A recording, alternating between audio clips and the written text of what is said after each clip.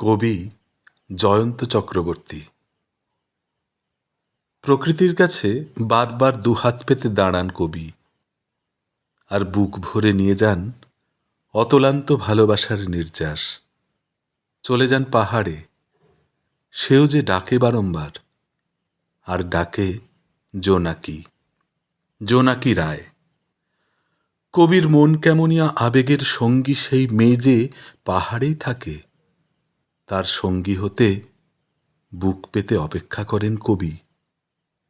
মন ও মনন একাকার হয় জোনাকি ও পাহাড়ের গল্পে, কবিতায়। একান্তের বইঘরে নিরালায় জন্ম নেয় কবি জয়ন্তর কলমে একের পর এক কবিতা। সেসব কবিতা জুড়ে থাকে জোনাকি রায়, প্রেম ও প্রকৃতি।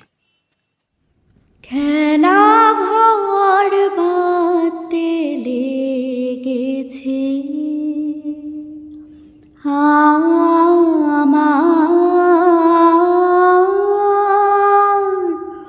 মনের ভিতরে, খেলা ঘর বাঁধতে লেগেছে।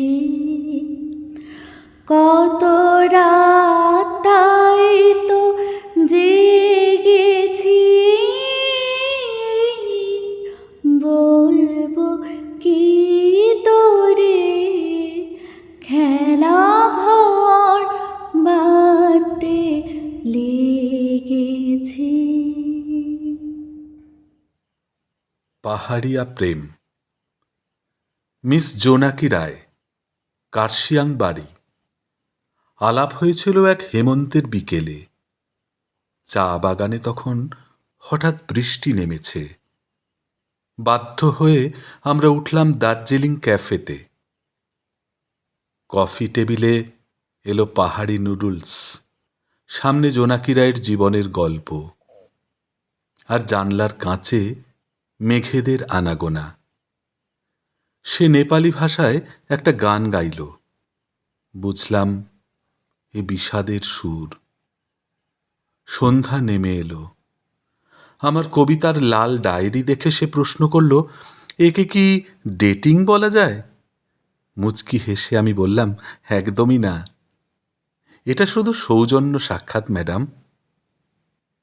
তারপর রাতের মায়াবী আলোয় পাহাড়ি বাঁকে কোথায় যেন সে মিলিয়ে গেল।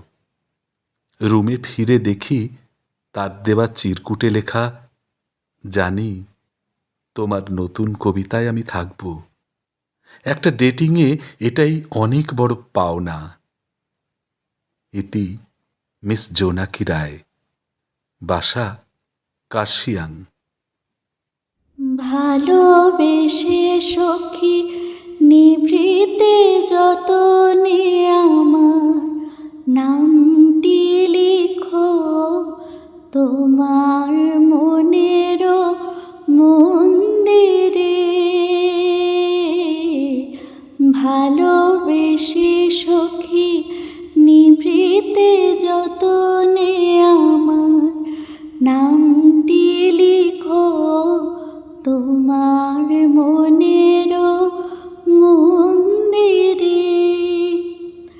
আমার পরাণে যে গান বাজেছে তাহার তালটি শিখো তোমার চরণ মঞ্জিরে। ভালোবেসে সখী নিভৃতে যত